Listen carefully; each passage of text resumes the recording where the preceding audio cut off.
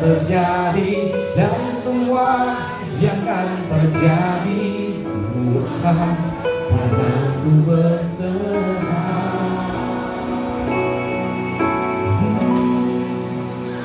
Hanya tempatku berlindung, hanya tempatku berharap, hanya sumber kekuatan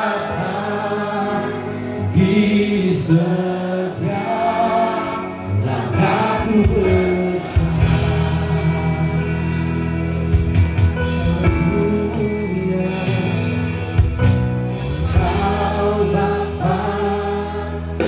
yang selalu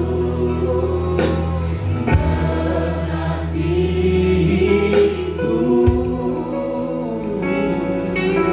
Kau berikan hidupku sebuah harapan baru, hidupku di dalam tanganmu.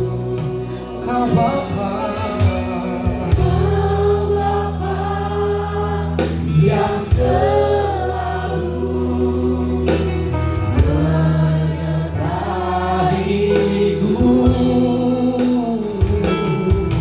dari semua yang terjadi dan semua yang akan terjadi. Bahkan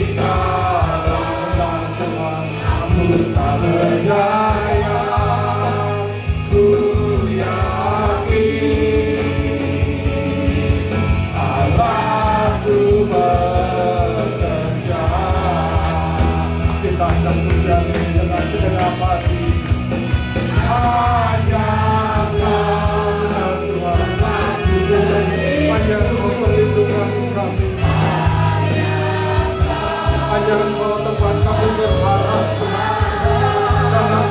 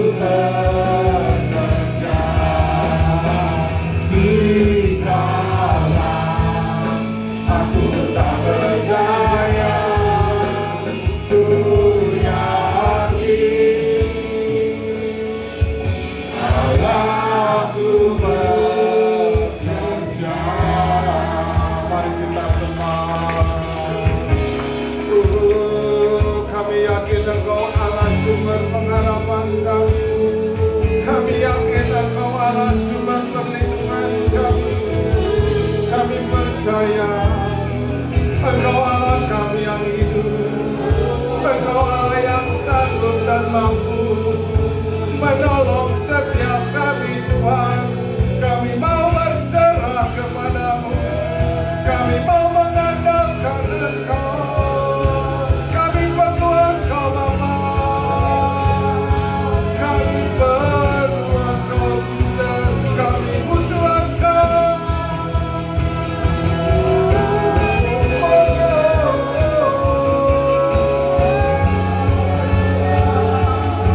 Ini kami membantu Tuhan, kami mengangkat tangan-tangan kami berserah kepada Engkau.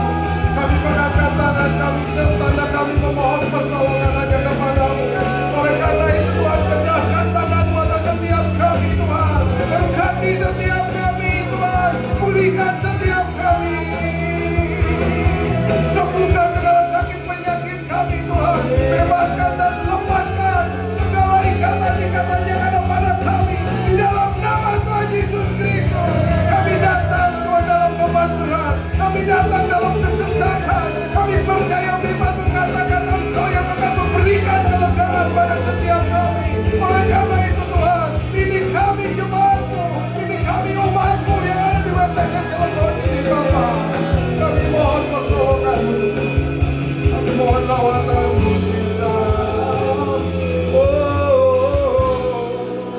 terus bekerjalah sebebas-bebasnya ya Allah Roh Kudus di tempat ini. Karena kami percaya Kau hadir, ada bersama-sama dengan kami. Hamba-Mu berdoa, jangan ada satu orang pun Tuhan yang tidak dijamah oleh Engkau. Jangan ada satu orang pun yang tidak Tuhan dilawat oleh Engkau. Biar setiap kami boleh mengalami pengalaman pribadi bersama dengan Engkau. Kami boleh merasakannya bahwa Engkau ada di tengah-tengah kami Tuhan. Lembutkan hati setiap kami Bapa. Jangan ada yang mengeraskan hati. Maka Tuhan datang di tempat ini. Tuhan ingin memeluk saudara. Tuhan ingin mengurapi saudara. Tuhan ingin mengubahkan saudara. Jangan ada yang mengeraskan hati. Mintalah kepada Tuhan. Karena Matius 7 ayat 7 mengatakan, mintalah maka akan memberi, ketuklah maka pintu akan dibuka. Mintalah. Saat ini Tuhan ada bersama-sama dengan kita semua. Shekaramu ya karata karamu ya sekata karamu. Sikata karama ya sakata karama ya karama. Sikata karama bapa ya sakata karama ya karata karama ya. Reko kakara karama ya karama ya sakata. Reko kara kara kara karama ya sakata karama. Ya lama ya sakata karama ya. Sikara lama ya lama ya lama.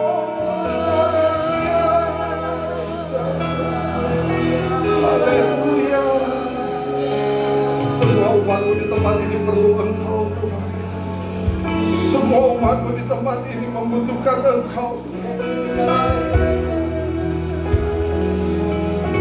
Shandaramaya Kiramaya Shakata. Terutama hamba-Mu juga Tuhan butuh Engkau.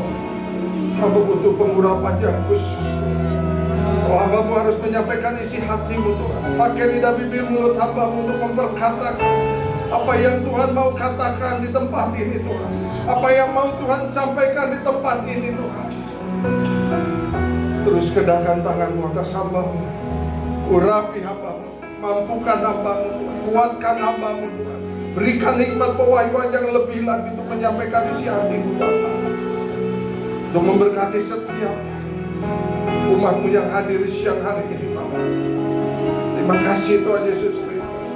Terima kasih Bapa. Pakai hamba-Mu lebih lagi Tuhan. Dan sembunyikan hamba-Mu di balik salib-Mu. Biar hanya Engkau yang dimuliakan di tempat ini. Hanya Engkau yang ditinggikan di tempat ini Tuhan. Hamba-Mu semakin kecil Tuhan. Engkau yang semakin besar. Dan berikan telinga seorang murid kepada setiap kami yang mau dengar-dengaran akan kebenaran firman. Mau diajar, mau dibentuk, mau dimuridkan. Lembutkan hati setiap kami Bapa. Jamah setiap kami. Terima kasih Tuhan Yesus. Dan kalau sebentar juga kami akan menyambut perjamuan kudus. Oh, yang menyelidiki hati kami, Bapa. Ampuni segala dosa dan kesalahan kami. Jangan ada dosa-dosa kami yang menghalangi kami untuk bisa menerima tubuh dan darah-Mu, yang menyelamatkan kami, yang menyucikan kami, yang mengubah kami, Bapa. Terus Tuhan ampuni setiap umat-Mu, Tuhan. Biar kami mendapatkan perkenanan untuk menerima tubuh dan darah-Mu, sebagai pengingat kepada kami bahwa Engkau Allah yang menyelamatkan kami, bahwa Engkau Tuhan yang memberikan anugerah kepada kami. Terima kasih atas segala kebaikan-Mu, Bapa. Terima kasih Allah. Terpuji-pujilah ya Allah kami yang hidup. Di dalam dan demi nama Tuhan Yesus Kristus, kita yang siap diberkati oleh Tuhan dan siap menerima kebenaran firman Tuhan. Haleluya, sama-sama katakan amin. Kita angkat Alkitab di tangan kanan kita akan sama-sama mendeklarasikan firman Tuhan. Saya rindu semua yang mendeklarasikan firman Tuhan dengan sungguh-sungguh, dengan segenap hati. Dan biarlah setiap kebenaran firman Tuhan, setiap deklarasi firman Tuhan ini kita imani dan kita lakukan. Yang mau katakan amin. Yuk, kita deklarasikan dalam hitungan yang ketiga, 2, 3. Aku percaya iman-Mu berkuasa. Aku percaya iman-Mu dapat merubah seluruh hidupku. Aku percaya iman-Mu ini adalah Tuhan sendiri. Aku siap untuk menerimanya dan melakukannya dalam nama Yesus. Haleluya. Amin. Silakan duduk Bapak Ibu Saudara yang terkasih. Shalom. Shalom. Oke, puji Tuhan ya.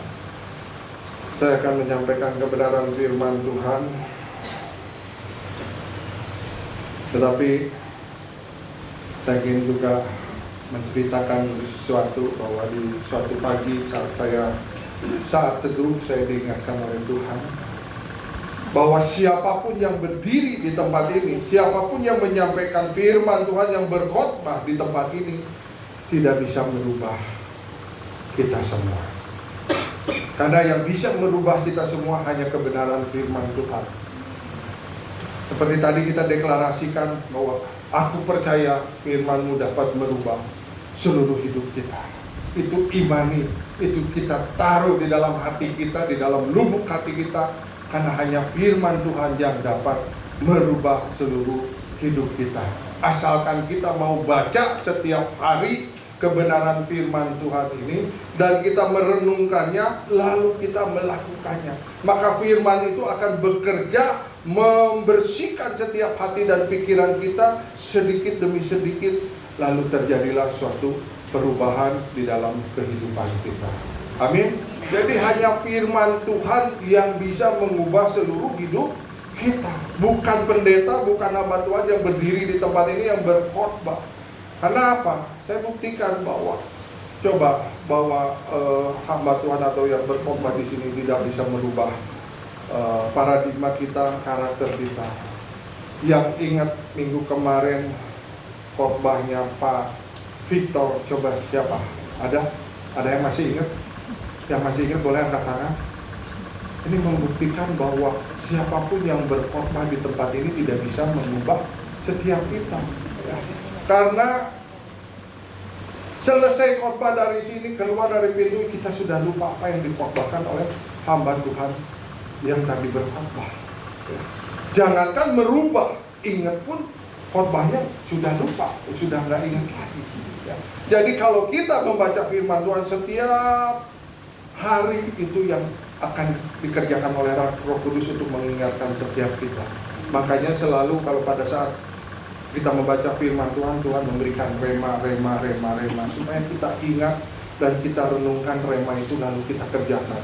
Itu yang akan mengubah setiap kita. Yang percaya katakan amin. Padahal khotbahnya Pak Victor itu sangat powerful, yang berbicara tentang berjaga-jaga dan berdoa. Karena apa? Saat ini kita ini sedang masuk di dalam suatu zaman atau era yang semakin hari semakin sulit, seperti yang ditulis oleh firman Tuhan. Ya. Dengan kenaikan minyak, maka semua harga melonjak naik. Semua naik. Sementara penghasilan atau kita mencari uang pun lebih sulit lagi. Penghasilan kita tidak menyesuaikan dengan kenaikan harga yang dialami saat ini. Saya bukan kompromi untuk mengajak, karena kemarin 1 Mei hari buruh lalu saya ngajak demonstrasi untuk minta naik gaji, bukan. Tetapi saya menceritakan bahwa kondisi saat ini yang diceritakan oleh Pak Victor pun semakin hari semakin sulit. Oleh karena itu Yohanes 15 ayat 5 dikatakan firman Tuhan, akulah pokok anggur dan kamu adalah ranting-rantingnya. Kamu harus melekat kepada aku, karena di luar aku kamu tidak bisa melakukan apa-apa. Jadi saudara dan saya di masa-masa yang sulit ini, kita harus benar-benar lebih lagi melekat kepada Tuhan, supaya walaupun masalah atau situasi kondisi yang semakin sulit, tapi pada saat kita melekat pada Tuhan, Tuhan akan mentransfer, Tuhan akan mengalirkan sesuatu yang baik kepada setiap kita. Kita diberikan hikmat, kita diberikan ide, kita diberikan pewahyuan, sehingga mungkin kita bisa menambah penghasilan-penghasilan yang perusahaan tidak bisa berikan, tetapi Tuhan pasti bisa berikan kepada setiap kita. Amin. Ya. Oleh karena itu, yuk sama-sama kita setuju saat ini di masa-masa yang sulit ini, kita semakin mendekatkan diri, semakin sungguh-sungguh beribadah kepada Tuhan, semakin kita melekat kepada Tuhan. Saya berdoa di dalam setiap ibadah kita ini diberikan kesempatan. Setiap minggu kita boleh ibadah di tempat ini, puji Tuhan. Ya. Tetapi yuk kita beribadah itu dengan sungguh-sungguh. Perhatikan kebenaran firman Tuhan dan tangkap firman Tuhan ini, biar menjadi rema, biar menjadi kekuatan bagi setiap kita yang bisa mengubah kehidupan kita. Ya, sekali lagi hanya firman Tuhan yang dapat mengubah seluruh hidup kita. Manusia siapapun gak bisa mengubah kita. Ya, asal kita ayo lakukan apa yang menjadi bagian kita, yaitu tiap hari kita membaca firman Tuhan. Yang setuju, yang mau katakan baca firman Tuhan setiap hari. Ya. Luar biasa sekali ya kemarin khotbahnya itu powerful. Dan saya juga punya kerinduan, dan ini juga mungkin yang dikatakan oleh Pak Victor, kita harus mengerti isi hati Tuhan. Kita juga harus mengerti pikirannya Tuhan. Tuhan taruhkan kepada saya di tempat ini, bagaimana caranya supaya setiap kita, dari mulai anak-anak sekolah minggu, anak-anak youth, anak-anak dewasa muda, sampai kepada para istri, para suami itu mengalami terobosan dalam perubahan. Dan saya minta juga semua guru-guru sekolah minggu, ayo perlengkapi diri. Semua ketua-ketua kerset perlengkapi diri. Semua para pemimpin yang ada di tempat ini perlengkapi diri, supaya kita bisa mengajarkan pada jemaat ini, sehingga jemaat ini boleh menjadi jemaat yang kudus dan dewasa di dalam kerohaniannya. Amin. Dan saya percaya ini yang Tuhan taruh juga, ini yang ada di pikiran Tuhan untuk semua jemaat yang terhisap di PTC Cilegon ini. Semuanya mau berubah? Belum kompak. Semuanya mau berubah? Kalau mau berubah, makanya judul khotbah ini adalah follow and change. Ikuti dan berubah. Tapi jangan salah mengikuti ya. Kalau salah mengikuti, maka perubahannya pun akan salah. Kalau kita mengikuti yang gak benar, maka perubahannya pun akan gak benar. Oleh karena itu, kita harus mengikuti Tuhan Yesus Kristus sebagai Tuhan dan Juru Selamat kita. Maka perubahannya pun kita akan memiliki karakter seperti Kristus, ya, yang penuh dengan belas kasihan, yang penuh dengan kemurahan, yang penuh dengan kesabaran. Kalau melihat orang yang sakit, kalau melihat orang yang susah, punya belas kasihan, punya empati yang Tuhan kerjakan. Jangan kita melihat yang susah, kita senang. Melihat yang senang, kita susah. Itu bukan mengikuti Tuhan Yesus. Nggak tahu mengikuti siapa. Tapi kalau mengikuti Tuhan Yesus, pasti kita diberikan hati yang penuh dengan belas kasihan. Amin. Oleh karena itu, yuk kita sama-sama berubah untuk serupa dengan Kristus, memiliki karakter seperti Kristus. Ya. Sekarang saya tanya, PTC Cilegon ini sudah ada Berapa tahun? 15 tahun. Ya. Kalau kita lihat, kalau di dalam kehidupan manusia ya, 15 tahun itu artinya sudah youth ya. Youth ya, termasuknya youth ya. Youth. Nah, kalau anak youth itu masih doyan susu, makanan bubur, makanan bayi, atau sudah mau makanan-makanan yang keras? Makanan yang keras ya. Tadi di pagi saya katakan ya, saya tanya Gracia itu yang tadi Tamboreng di sini, yang sebelah sana ya, usianya berapa? 10 tahun, artinya tuaan WTC Cilegon. WTC Cilegon 15 tahun ya. Saya tanya, kalau saya bilang saya angkat Gracia, saya timang-timang, saya kasih susu kayak makanan bayi, masih pantas atau enggak? Udah enggak ya, itu padahal usianya baru 10 tahun loh. Kita ini usianya sudah 15 tahun ya.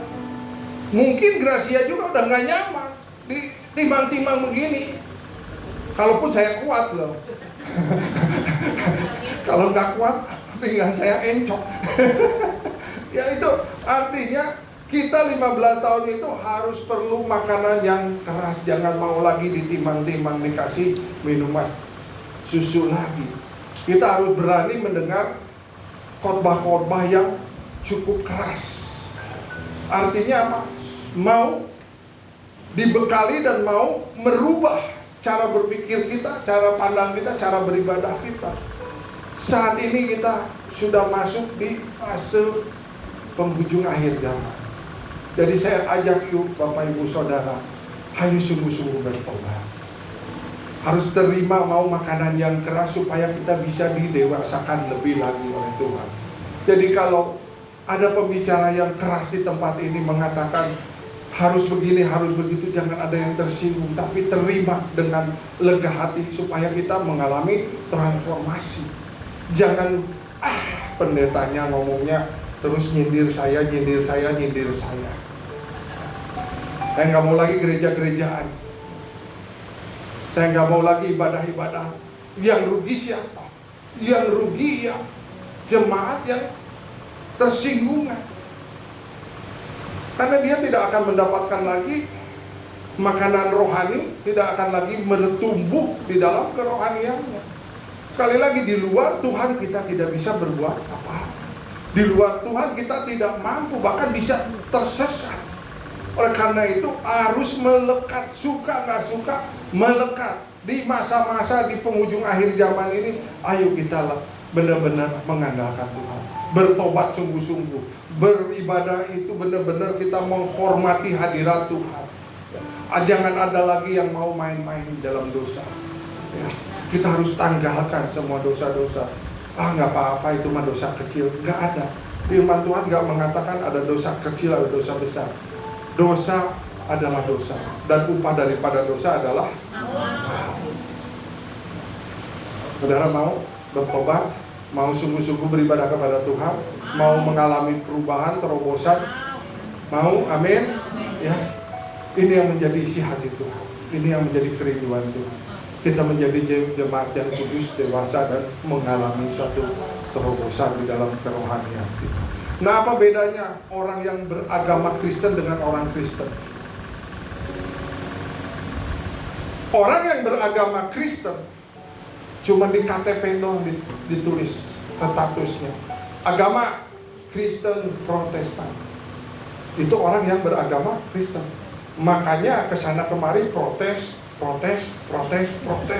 Komplain.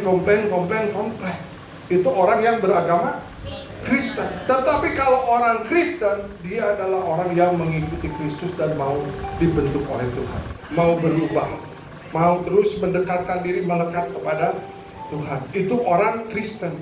Coba tanya kiri-kirinya, kamu orang Kristen atau beragama Kristen? Pastiin. Saya berdoa semuanya menjadi orang Kristen di tempat ini. Amin. Tidak ada lagi yang main-main di dalam dosa. Dari ketawanya. Oke, kita masuk.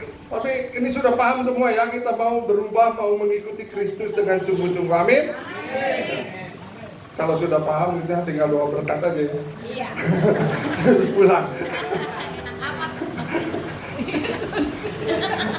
Oke, yuk kita baca di dalam 2 Korintus, udah dicatat di sini ya. 2 Korintus 5 ayat yang ke-17. 2, 3. Jadi siapa yang ada di dalam Kristus, ia adalah ciptaan baru. Yang lama sudah berlalu, sesungguhnya yang baru sudah datang. Kalau kita ada di dalam Kristus, kita adalah ciptaan baru. Katakan ciptaan baru. Yang lama sudah berlalu, manusia lama kita sudah ditinggalkan, diubahkan oleh Tuhan sehingga kita diperbaharui karena yang baru sudah datang. Makanya pada saat kita dibaptis, ya, manusia lama, segala kutuk miskin, kutuk dosa dicelupkan, ditinggalkan, dikubur bersama-sama Kristus dan dibangkitkan oleh Tuhan menjadi ciptaan yang baru karena kita ada di dalam Kristus. Kalau kita menjadi ciptaan baru, artinya semua karakter kita diperbaharui dan kita harus mau, kita harus meninggalkan manusia-manusia lama kita. Mungkin background kita seperti apa dulunya, seburuk apa, tetapi Tuhan tidak melihat masa lalu kita. Yang Tuhan lihat adalah masa depan. Masa depan kita. Apakah kita mau menjadi pengikut Kristus yang setia? Apakah kita mau menjadi pengikut Kristus yang taat? Ya, itu yang dilihat. Banyak hamba Tuhan termasuk saya di tempat ini, background kita semua bukan orang-orang yang baik, bukan orang-orang yang sempurna, bukan dari kecil itu kita benar-benar takut Tuhan, dari kecil kita ikut menyembah Tuhan, bukan. Banyak hamba Tuhan di sini itu yang keluaran dari panti-panti rehabilitasi.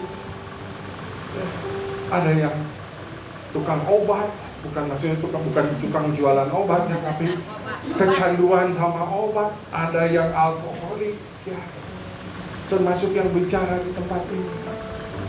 Tetapi kalau kita mau mengikuti Tuhan, ya, firman Tuhan katakan kita menjadi ciptaan yang baru. Amin. Saudara dan saya menjadi ciptaan yang baru karena yang lama sudah berlalu, sesungguhnya yang baru sudah datang. Nah, sekarang apa perbedaannya mengikuti Tuhan Yesus dan cuman hanya sebagai penonton saja? Mengikuti Tuhan Yesus artinya melibatkan gaya hidup, melibatkan seluruh hidup kita, bukan hanya hadir di hari Minggu saja beribadah, tapi kita mau berjalan setiap hari bersama-sama Yesus. Katakan berjalan setiap hari bersama dengan Yesus. Artinya kalau kita berjalan setiap hari dengan Yesus, kita melihat, ya, jejak-jejaknya Tuhan Yesus dan kita ikuti. Kita teladani jejak-jejaknya Tuhan Yesus. Apa yang dilakukan oleh Tuhan Yesus Kristus kita ikuti semuanya. Nah, saya percaya kalau kita mengikuti Tuhan Yesus Kristus, lama-kelamaan kita akan juga mengikuti apa yang Tuhan kerjakan. Contohnya, ya, kita nggak ngajarin anak kita mengikuti kita, karakter kita atau tabiat kita, kebiasaan kita. Tetapi tiba-tiba anak kita kok muncul tabiatnya kok mirip kita ya? Karena dia melihat setiap hari apa yang kita lakukan. Itu anak-anak. Begitu juga kita, kalau kita mau setiap hari berjalan dengan Tuhan Yesus Kristus, maka lama-kelamaan kita juga akan serupa dengan Kristus. Yang mau katakan amin. Yang kedua, mengikuti Kristus artinya berani berubah, siap meninggalkan kebiasaan lama untuk menjadi serupa dengan Kristus. Kita tidak lagi menengok ke belakang, kita tidak lagi mengingat-ingat, oh zaman dulu kita enak, dunia itu enak, dunia ini menjanjikan kepada kita bebas hidup, tidak ada aturan, tidak ada norma-norma yang harus kita kerjakan.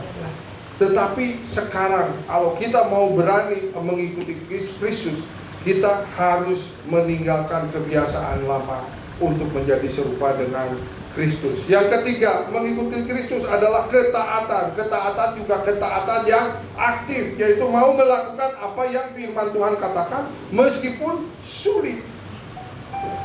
Apa yang Tuhan ajarkan memang tidak selalu mudah. Karena Tuhan dari zaman dulu perjanjian lama, perjanjian baru sampai saat ini polanya sama, yaitu selalu membawa kita kepada proses. Tuhan itu senang kepada proses. Untuk apa? Supaya kita semakin mengandalkan Dia, semakin kita juga diperbaharui, memiliki karakter yang baru melalui ketaatan kita kepada Tuhan. Sulit, betul. Tetapi kalau kita tidak menyerah, kita terus melangkah maju, maka Roh Kudus yang akan memimpin kita.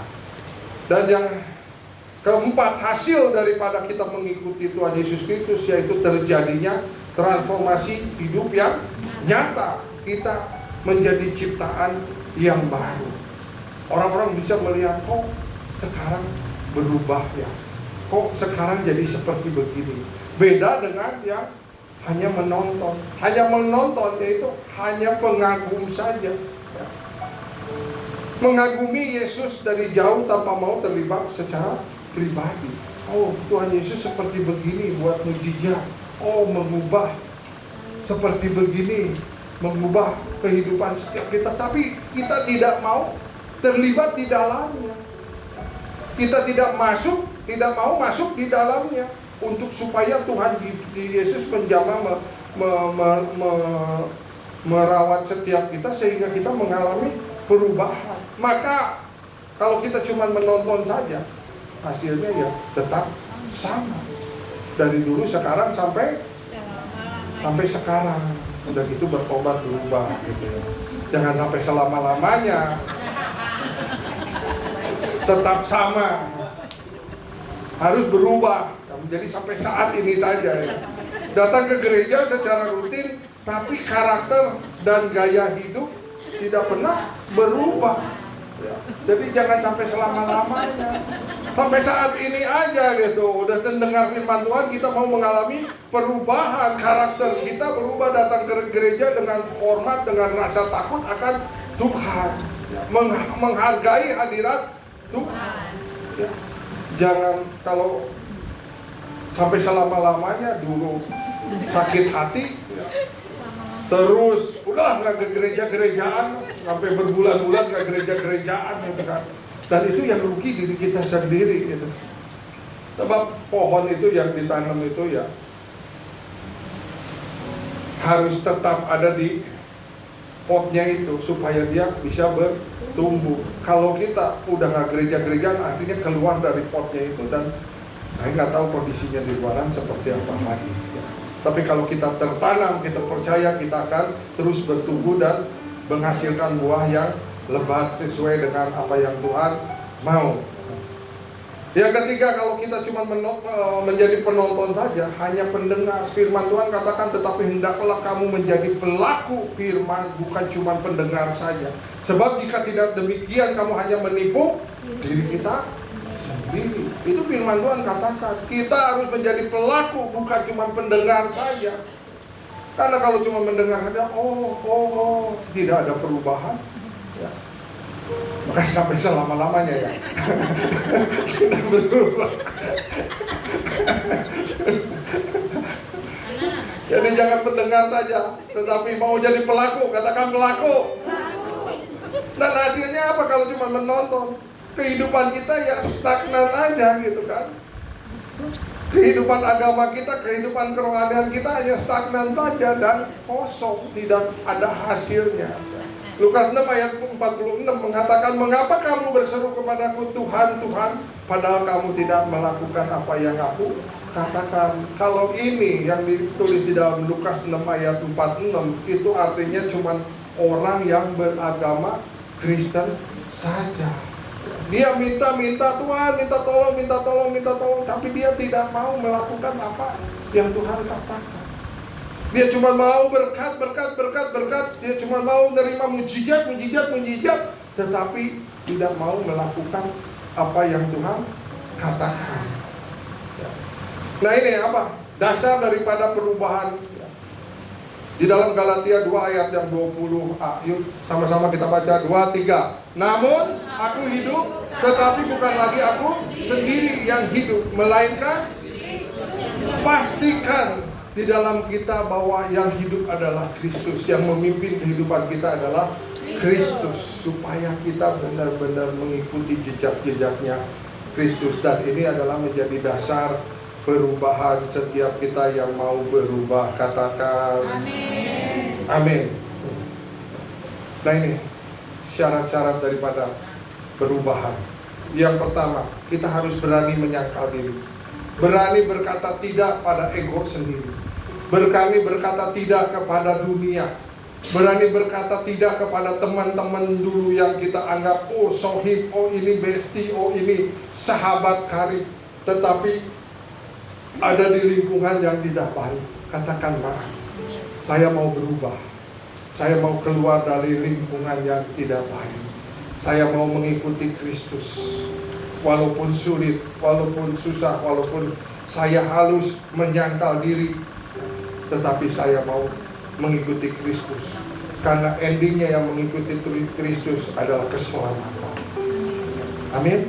Itu yang dicari oleh semua agama, semua orang. Kita pengen mendapatkan keselamatan. Oleh karena itu harus berani kita sangkal diri. Karena syarat dari perubahan adalah harga sebuah komitmen bagi setiap kita. Kita harus berani berkomitmen.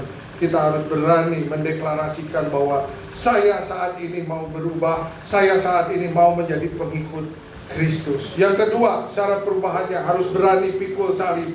Komitmen yang siap menanggung resiko, apapun juga resikonya kita siap. Mungkin dikucilkan oleh teman-teman yang lama kita yang gak baik. Mungkin juga ada suatu peristiwa apapun yang membuat kita kok ngikut Tuhan kok seperti begini. Saya ingin menceritakan sedikit ya kesaksian. Tadi pagi sudah saya katakan juga. Saya lahir baru waktu itu di usia 30 lebih ya. Memang sudah terlambat, tetapi di dalam Tuhan tidak ada yang terlambat. Amin. Saya ikut lahir baru, saya dijamah Tuhan, saya dipulihkan. Dan kalau orang yang baru lahir baru, kita punya kasih yang mula-mula, kita punya cinta mula-mula. Pak Victor katakan, doa pir jam 7 karena kita lahir baru, cinta mula-mula, dan 6 udah datang. Itu dulu saya melayani Tuhan dengan antusias, dengan semangat. Ayo diajak doa ke sana ke sini, diikut seminar ini, ayo ikut. Itu karena kasih mula-mula ada pada saya. Saya lahir berjalan 2 tahun, 3 tahun, satu ketika saya sedang ada di rumah bersama istri dan anak saya masih kecil. Tiba-tiba Tuhan izinkan ada perampok masuk ke rumah saya. 5-6 orang. Saya tidak bisa berbuat apa-apa, istri saya juga tidak berbuat. Saya cuma pikirin bagaimana, takut istri saya bagaimana, takut anak saya bagaimana. Dia minta harta benda saya apa segala macam. Saya bilang sok ambil aja, yang penting kita nggak diapa-apain. Karena dia sudah siap dengan senjata tajam. Kita nggak tahu apa-apa. Di rumah kita nggak siap apa-apa. Walaupun siap juga kami pasti kalah karena dia orangnya banyak. Dia minta cincin kawin pun saya kasihkan, silakan ambil. Yang penting kita aman. Mungkin ini belum saya saksikan di tempat ini. Nah, saya sudah 2 tahun, hampir 3 tahun mengikuti Tuhan, ya, berjalan bersama Tuhan lain baru. Kok bisa mengalami seperti begini Tuhan? Padahal waktu saya bukan menjadi pengikut Kristus, saya belum lahir, saya belum kenal Tuhan. Di masa muda saya keluyuran di Bandung, di Jakarta, mau siang, malam, mau subuh. Sekalipun sendirian, boro-boro dirampok, dicopet, ditodong pun belum pernah. Padahal saya gak mengikuti Tuhan. Tetapi pada saat mengikuti Tuhan, kok ada kejadian seperti ini. Artinya kita harus mau tetap berkomitmen untuk siap menanggung resiko menjadi pengikut Kristus. Jangan berpikir bahwa ngikuti Yesus itu wah kehidupannya pasti aman, terlindungi dengan baik. Mengikut Yesus itu pasti diberkati. Enggak. Tuhan pasti akan membawa kita kepada satu proses. Karena itu polanya Tuhan dari dulu sampai sekarang. Polanya Tuhan membawa kita kepada suatu proses, bahkan sampai ke titik yang terendah, sampai kita benar-benar tidak mampu, sampai benar-benar kita menyerah kepada Tuhan. Baru Tuhan yang turun tangan untuk membereskan satu persatu, membawa kerohanian kita semakin naik sesuai dengan visi kita menjadi jemaat yang dewasa di dalam Tuhan. Amin. Ya. Jadi kalau ada suatu kejadian apapun, kok saya udah ikut Tuhan, kok saya sudah setia melayani Tuhan, kok Tuhan izinkan seperti itu? Kita harus tetap mau mengandalkan Tuhan. Kita harus tetap mau mengikuti Tuhan. Jangan karena kejadian seperti begini lalu berbalik 180 derajat kita tinggalkan Tuhan. Kita kecewa kepada Tuhan. Tidak gereja-gerejaan. Sekali lagi, saya ingatkan jemaat WTC Cilegon di tempat ini, kita ingin hidup di penghujung akhir zaman. Jangan ada lagi yang kita main-main dengan dosa. Jangan ada lagi kita ibadah dengan tidak sungguh-sungguh.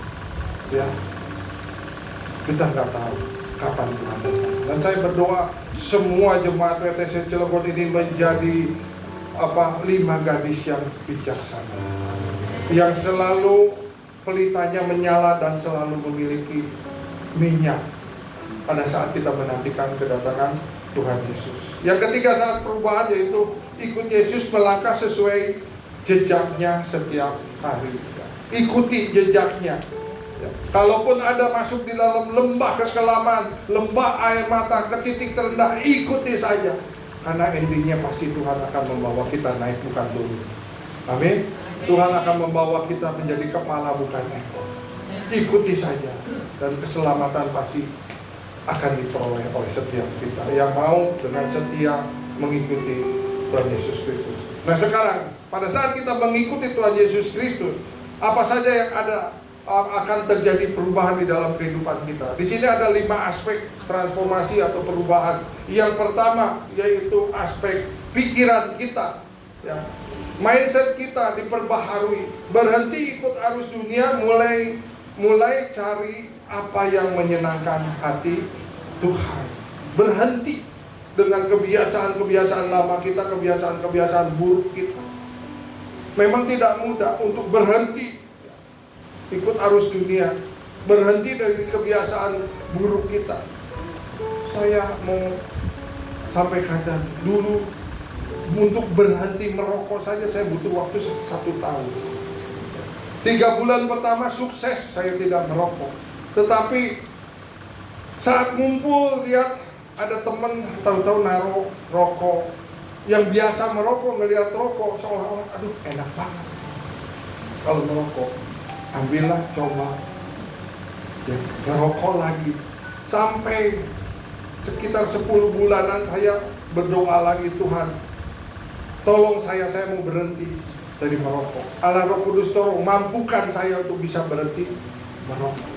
Dari situ Tuhan benar-benar bekerja sampai saya benar-benar dilupakan dari rokok, dan saya tidak lagi kembali kepada masa lalu saya, kehidupan yang tidak baik lagi. Karena Roma 12 ayat 2 dikatakan bersukacitalah dalam pengharapan, sabarlah dalam kesesakan, dan bertekunlah di dalam doa.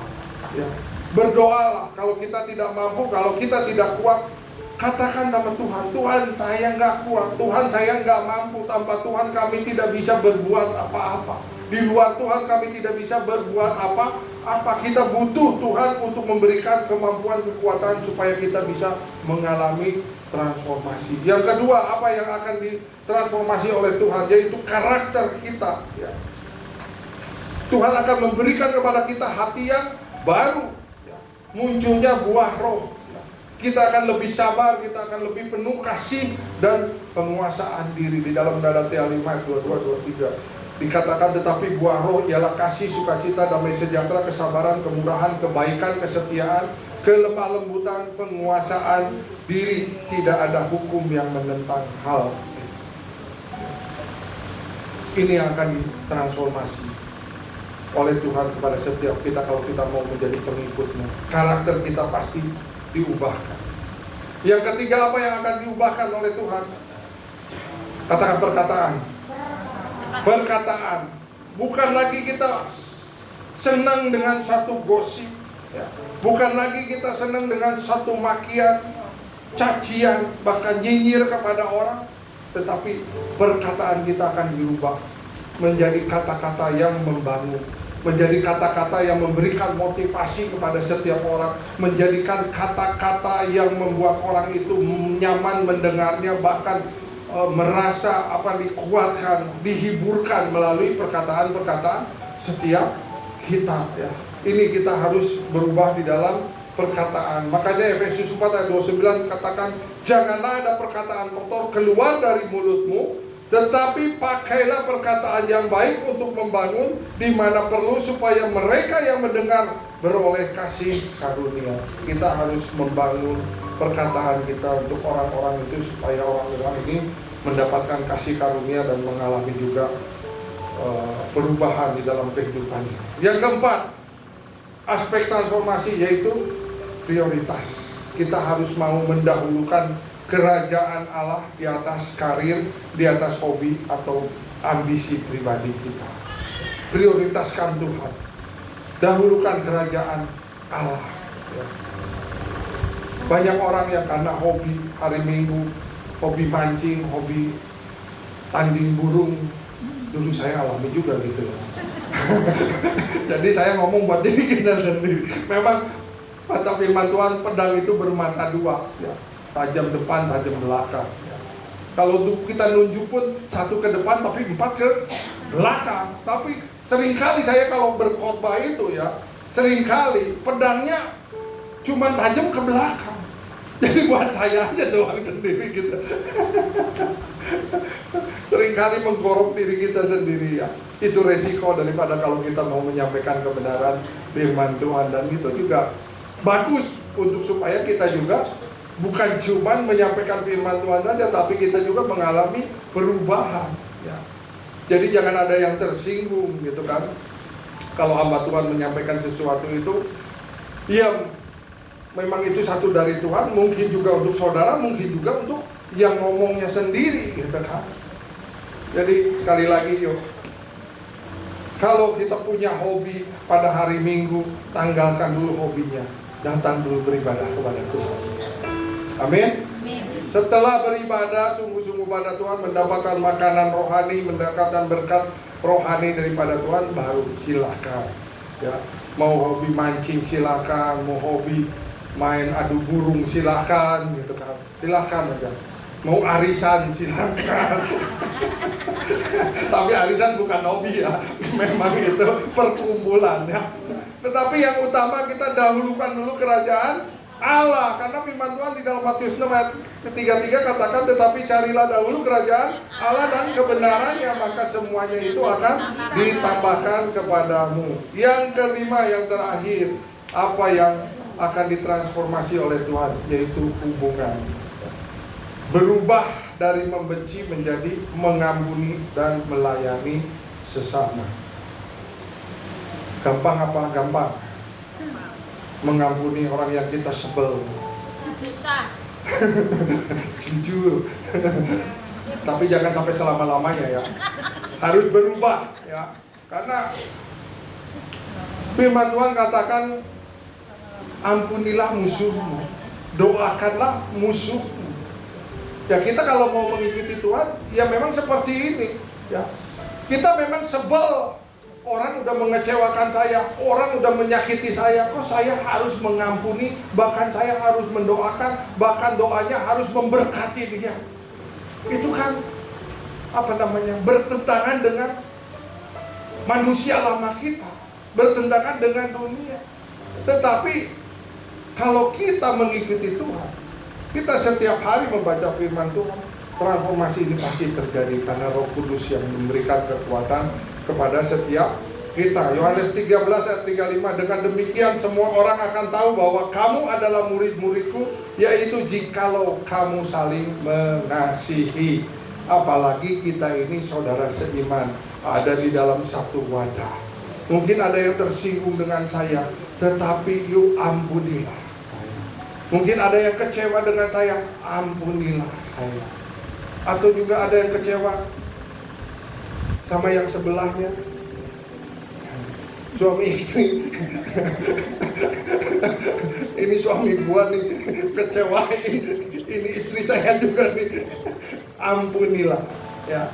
Karena ini yang Tuhan mau, supaya kita punya hubungan yang baik ya, mengikuti apa yang Tuhan mau. Ada quote yang mengatakan, banyak orang ingin Yesus sebagai penyelamat, tetapi sedikit yang mau menjadikannya sebagai pemimpin ya. Banyak orang yang mau Tuhan Yesus itu memberikan apa yang dia mau, apa yang dia doakan, banyak. Tetapi sedikit yang mau menjadikan Tuhan Yesus sebagai pemimpin, mengikuti apa yang Tuhan mau. Kita maunya Tuhan mengikuti apa yang kita mau, tapi Tuhan maunya kita mengikuti apa yang Tuhan mau, walaupun gak enak gitu, walaupun bertentangan dengan pikiran kita, dengan kondisi manusia lama kita. Tetapi inilah, jadikanlah Tuhan sebagai pemimpin di dalam kehidupan kita, kalau kita mau mengikuti Tuhan. Filipi 1 ayat 6, yuk kata baca sama-sama, 2, 3. Tuhan yang memulai pekerjaan baik di dalam kita, dan kita akan meneruskannya sampai akhir ya. Ini proses perubahan. Sebuah perjalanan bukan lompatan instan. Gak mungkin dari anak-anak langsung dewasa. Ada satu proses. Ikuti proses Tuhan ini. Dan Tuhan sudah memberikan pekerjaan yang baik kepada kita. Yuk kita estafet, kita kerjakan juga. Kita teruskan pekerjaan baik itu sampai akhirnya.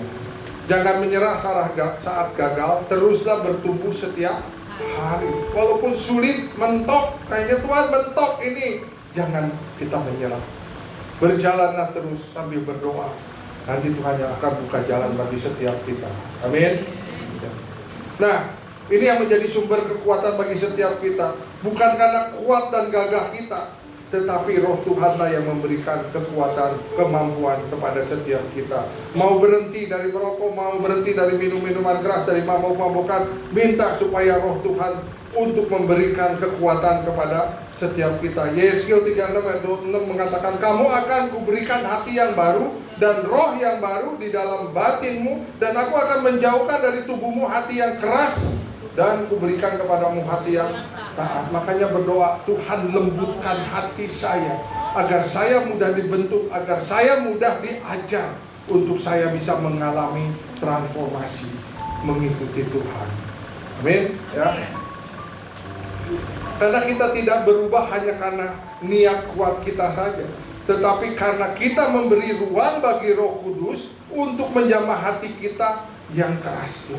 Minta supaya Roh Kudus tinggal di dalam kita, dan Roh Kudus yang bekerja pada setiap kita, sehingga kita bisa diubahkan ya.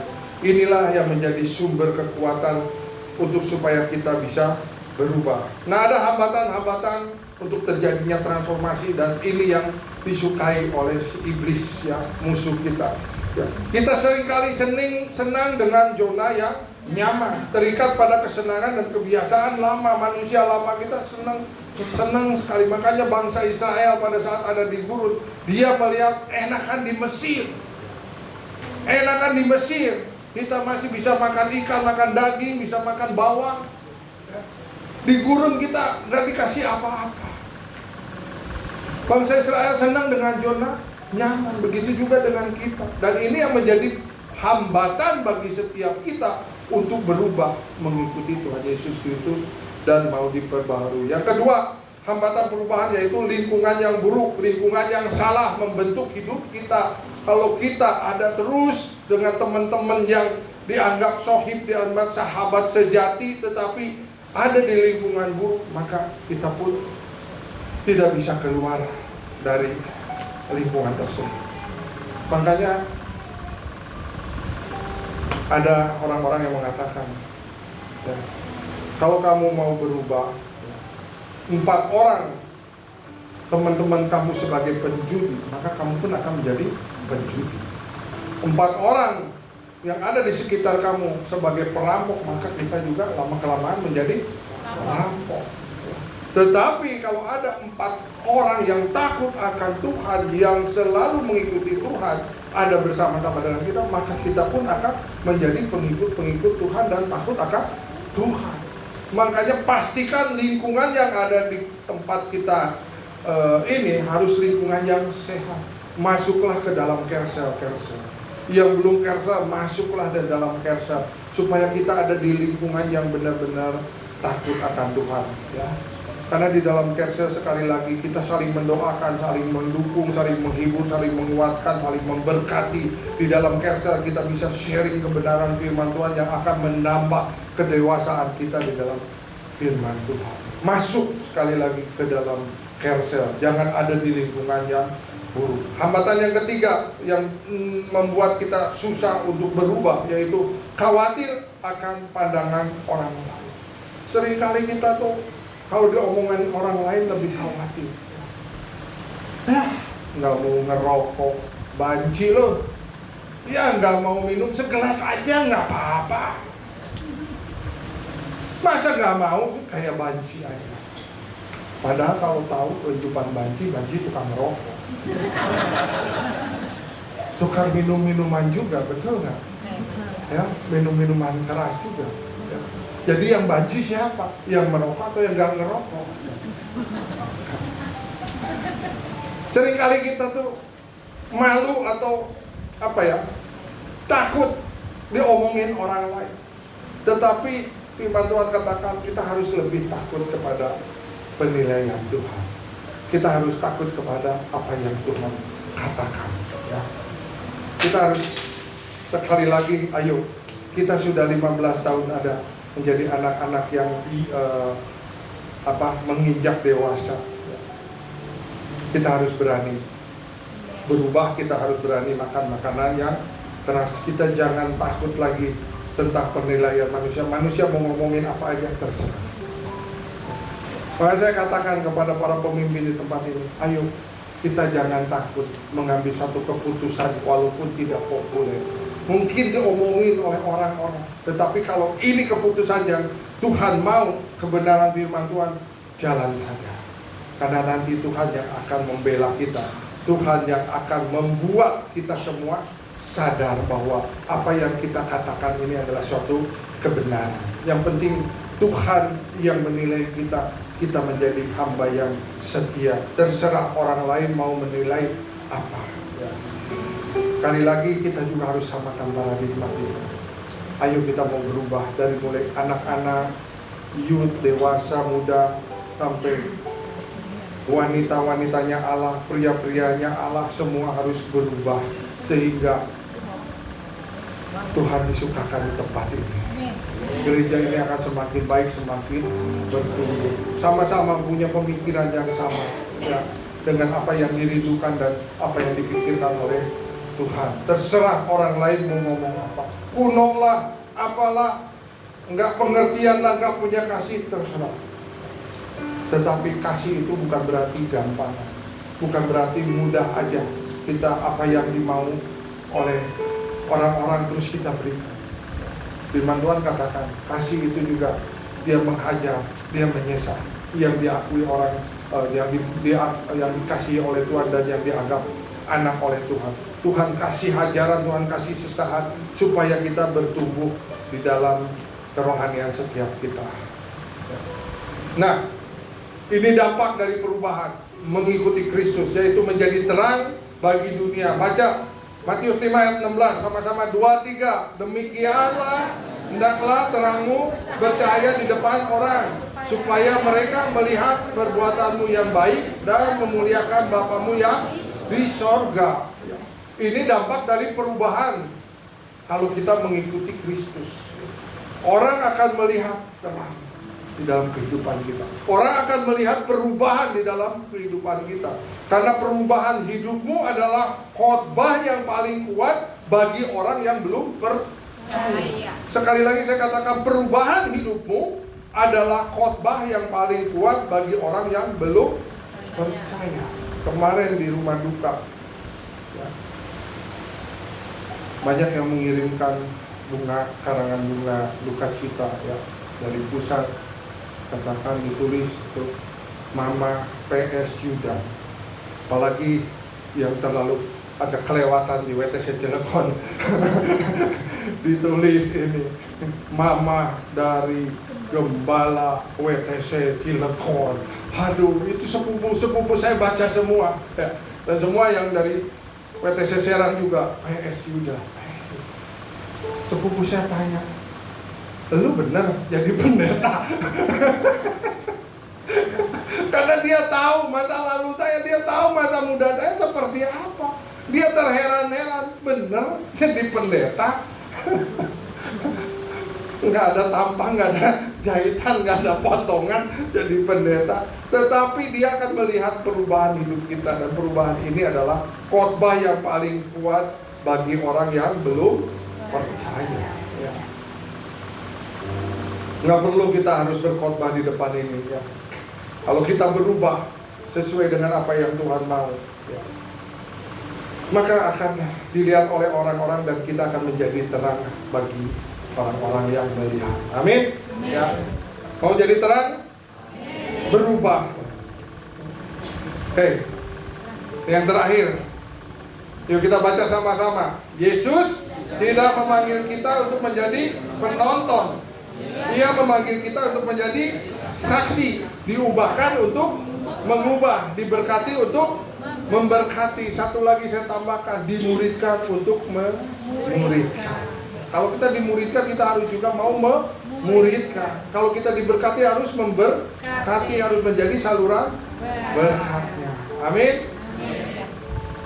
Saudara diberkati, haleluya. Amin. Kalau saudara diberkati dan mau berubah, yuk angkat tangan, saya mau berdoa buat Bapak Ibu sebelum masuk di dalam perjamuan kudus. Angkat tangan kita. Bapak, kau melihat tangan-tangan yang terangkat. Tuhan, kami berkomitmen Tuhan untuk kami mau mengikuti Engkau dengan sungguh-sungguh. Kami mau beribadah dengan sungguh-sungguh. Kami mau bertobat dengan sungguh-sungguh. Tuhan, lembutkan hati setiap jemaat-Mu di tempat ini Tuhan. Lawat dia Tuhan agar dia mau mengalami transformasi Tuhan di dalam kehidupannya dengan nyata Bapa. Kami tidak mau menjadi pendengar saja, tetapi kami mau menjadi pelaku firman. Terima kasih Tuhan Yesus Kristus. Terima kasih untuk kehadiran-Mu Tuhan. Terima kasih hamba-Mu sudah selesai menyampaikan isi hati-Mu Tuhan. Hamba-Mu sudah selesai berbicara. Biarlah Allah Roh Kudus yang terus bekerja berkarya atas setiap jemaat-Mu di tempat ini. Karena kami tahu kerinduan dari hati-Mu, kerinduan dari pikiran-Mu. Jemaat WTC Cilegon ini Tuhan mengalami transformasi. Tuhan menjadi jemaat yang kudus, dewasa, dan mengalami terobosan di dalam kerohaniannya, di dalam setiap kehidupannya Bapa. Oleh karena itu terus lawat setiap kami Tuhan. Lawat Tuhan, jamah setiap tangan-tangan yang mengangkat. Ubahkan cara pikir kami, ubahkan cara pandang kami, ubahkan karakter kami. Biar buah roh itu terus ada pada setiap kami. Dalam nama Tuhan Yesus Kristus. Segala penghalang-halang rintangan Tuhan yang menghalangi jemaat ini bertobat dengan sungguh-sungguh, yang menghalangi jemaat-Mu Tuhan ingin mengikuti Engkau dengan sungguh-sungguh, kami tolak, patahkan, hancurkan kuasa dalam nama Tuhan Yesus Kristus. Mari Allah Roh Kudus, tolonglah Tuhan jemaat, berkaryalah sebebas-bebasnya di dalam setiap kehidupan. Makasih Bapak, makasih. Sebentar kami akan menyambut perjamuan kudus ini Tuhan. Kami mohon perkenanan untuk kami boleh menyambut tubuh dan darah-Mu. Terima kasih. Mari saya undang untuk bangkit berdiri semua. Apakah semua sudah mendapatkan roti dan anggur? Kalau ada yang belum boleh mengangkat tangan, nanti ada yang melayani. Kita angkat satu pujian. Betapa besar kasih benar Tuhan, pengampunan-Mu Tuhan. Kau pandang hina hati yang hancur.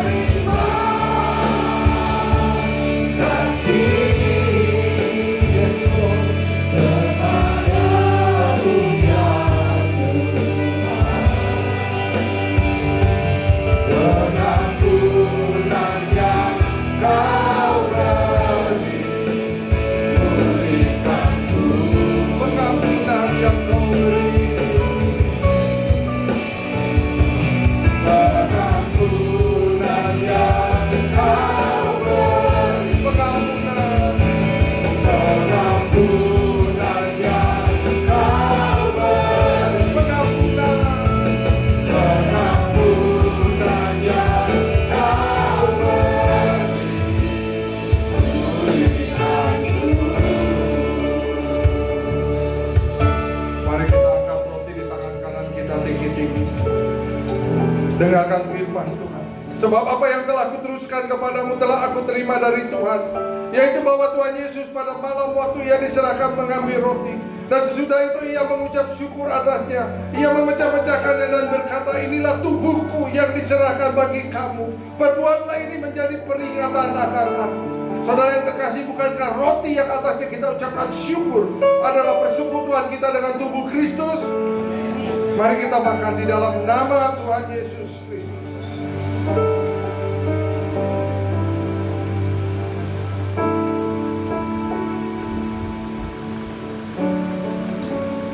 Kembali kita angkat cawan di tangan kanan kita tinggi-tinggi dan dengarkan firman. Demikian juga ia mengambil cawan sesudah makan lalu berkata, cawan ini adalah perjanjian baru yang dimeteraikan oleh darahku. Berbuatlah ini setiap kali kamu meminumnya menjadi peringatan akan aku. Saudara yang terkasih, bukankah cawan yang atasnya kita ucapkan syukur adalah persekutuan kita dengan darah Kristus? Kita minum di dalam nama Tuhan Yesus.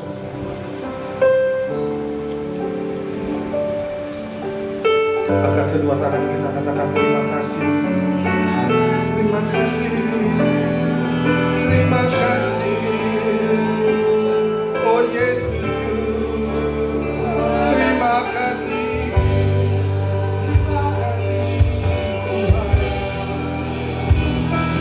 Terima kasih. Terima kasih Bapa untuk anugerah-Mu, untuk kasih kebaikan-Mu. Terima kasih Tuhan, kekuatan yang baru yang Engkau berikan pada kami.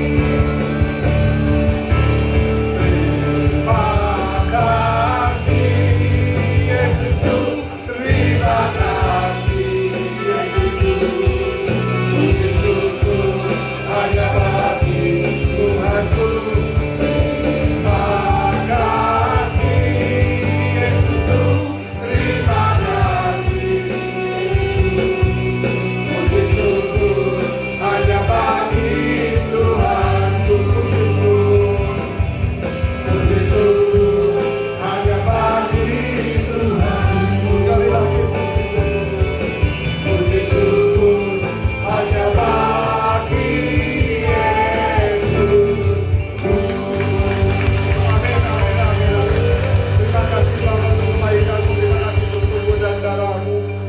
keselamatan yang Tuhan berikan kepada kami.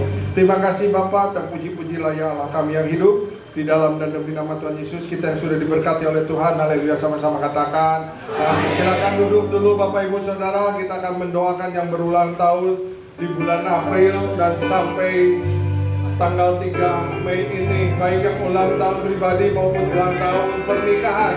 Boleh segera maju ke depan, kita akan sama-sama mendoakannya. Ayo, silakan maju ke depan. Yang berulang tahun, yang tertulis di layar maupun yang tidak tertulis, silakan maju ke depan untuk bisa kita doakan bersama-sama.